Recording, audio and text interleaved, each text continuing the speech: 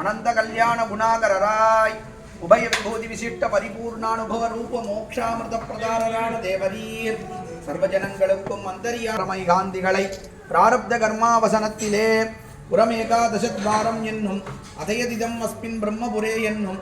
ஏகாதசேந்திரியங்களாயிர 11 வாசடைத்தான பிரம்மபுரம் என்கிற ஸ்தூல சரீரத்தில் நின்னும் வெளிப்புறப்பட பண்ணி அர்ச்சராதிகதியிலே நெய்விவித்து பிரஜாஸ்நான பூர்வகமாக பிரகிருதி வாசனையை கழித்து ஸ்ரீவைகுண்டாக்கிய திவ்ய நகரத்திலே ஸ்ரீமத் கோபுர துவாரத்தாலே திருமாமண மண்டபத்திலே சேர்த்து சகசிரபணா மண்டலியான திருவனந்தாழ்வானாகிற திவ்ய சிம்மாசனத்திலே எழுந்தருளிருந்து நித்திய சூரிகளோடும் முக்தர்களோடும் சேவை பிரசாதித்தருளுகிற பிராகாரத்தை இந்த பூலோகவாசியான பண்டித பாமர சாதாரணங்களான சகல ஜனங்களுக்கும் பிரகாசிப்பித்தருளுக்காக புறப்பட்ட அருளின அந்தரியாமியான தேவதீர் சரி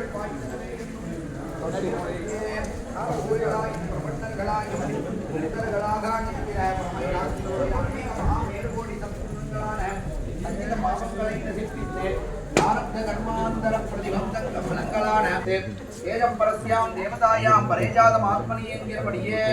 கர்மேந்திரி சகிதமான மனப்பாடல்களோடு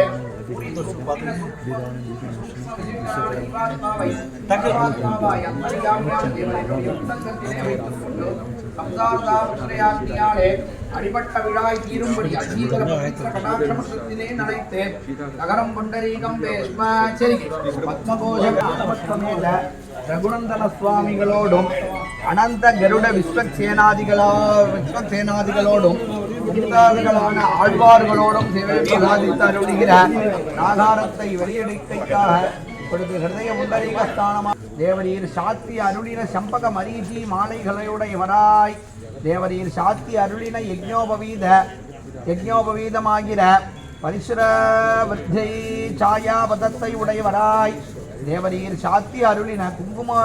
குங்குமமாகிற விடபுட்பங்களை நட்சத்திர தாராணங்கரங்களையுடைய சிவன் முடிமேல் தாம் கண்டோம் என்கிறபடியே சர்வர்க்கும் சிரசாவகிக்கும்படியாயிருக்கிற தேவரீருடைய